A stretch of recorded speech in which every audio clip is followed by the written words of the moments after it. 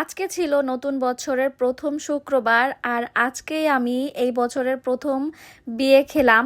তো কোথায় গিয়েছিলাম এই বিয়ে খেতে সেটাই আজকে আপনাদের সাথে এই ব্লগে শেয়ার করছি।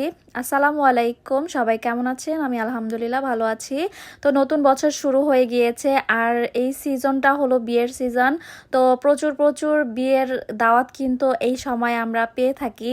তো এটা ছিল এই বছরের প্রথম দাওয়াত। কনভেনশন সেন্টারটা আমাদের এখান থেকে একটু দূরেই ছিল। আমরা গিয়েছিলাম মিরপুর 12-তে রংধনু কনভেনশন সেন্টারে। আর এই ইনভাইটটা ছিল হলো আমার হাজবেন্ডের। ওনার আগে যে কোম্পানিতে জব করতো সেখানকার বসের ছেলের বিয়ে ছিল। তো সেটাই আজকে আমরা অ্যাটেন্ড করলাম। সো গাইজ, আমি এখন প্লাউ খাচ্ছি আর প্লাউটা অনেক বেশি টেস্টি হয়েছিল।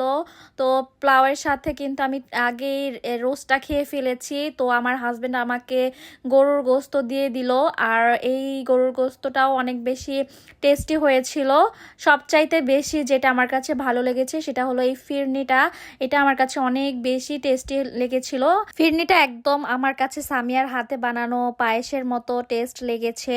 এই জন্যই বলি সামিয়া চেষ্টা করলে কিন্তু বড় মাপের একজন শেফ হতে পারবে, কিন্তু ওর মনোবল একদমই কম। ও কোনো কিছু প্রপারলি করতে চায় না, মানে যখন যেটা ইচ্ছা হয় তখন সেটা করে। কিন্তু আমি যেটা একবার আমার ইচ্ছা হয় সেটা শেষ পর্যায়ে না যাওয়া পর্যন্ত আমার মনের ভিতরে শান্তি লাগে না। তো আমি আর আমার বোন একদমই ডিফারেন্ট কোয়ালিটির বলা যায়। তো যাই হোক, এই যে সাদমানের বাবার কাছেও ফিরনিটা অনেক বেশি ভালো লেগেছিল। তো এখন খাওয়া দাওয়া শেষ করলাম আর এখন বউকে দেখে আমরা চলে যাব। তো বউয়ের জন্য ওয়েটিং করতেছিলাম। তারপরে বউয়ের স্টেজে উঠে আমরা একটু ছবি টবি তুলে নিলাম, পোস্টোস দিয়ে নিলাম। আর বউ আসলে তো আমরা এই সুযোগটা আর পাবো না। তো গাইস, বউ চলে আসছে। আসার পর কিন্তু এই যে বউ আর জামাই খেতে বসে পড়েছিল। তো আমরা এখন চলে যাচ্ছি আর লিফটের দিকে তাকায়া সাদমান কি যেন দেখতেছিল। আর ও লিফটে উঠে আমাকে মানে বারবার ডাকতেছিল। আমাকে টান দিয়ে ভিতরে ঢোকাচ্ছিল, টান দিয়ে বাইরে বের করতেছিল। মানে ও ভয় পাইতেছিল যে আমি যদি এখানে আটকে পড়ে যাই। এই যে এখন আমাকে টান দিয়ে বলে, আম্মু তুমিও আসো, চলো।